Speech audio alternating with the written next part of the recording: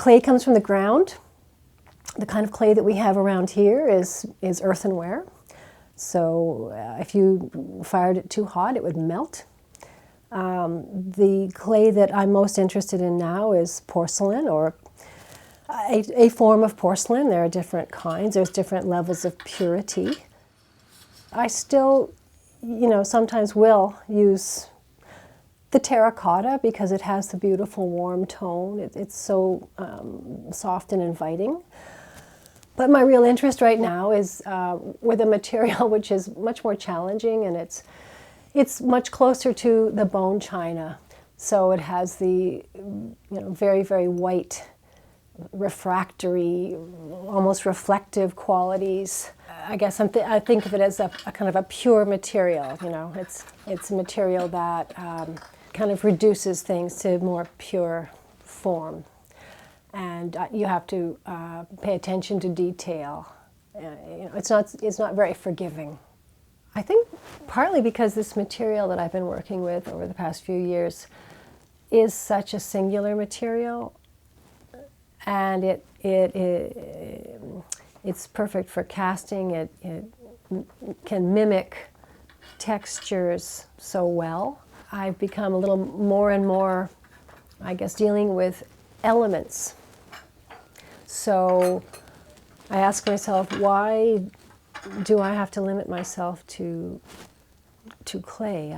I never just made pottery. I'm not a potter as such. I would like to be able to use other ways to express myself. So drawing. I guess I'm a bit of a magpie. I find things that are interesting, and so I bring them into the studio. And so I'd like to be able to be free to maybe bring them into my art. The actual thing, or perhaps a version of that thing that I've made in clay. But to be able to push these things around, to make variety, to make things more interesting to the eye. I've been playing around, appropriating the form of the Venus of Willendorf for years now. And again, it's in a playful way. I'm amused by the wonderful figure and what it could be. We'll go into one of my collages, and it's like a little environment that you can look at, and you can say, well, why are these things together here in this context? What's that about? How did that work? I'd be happy if someone would kind of go,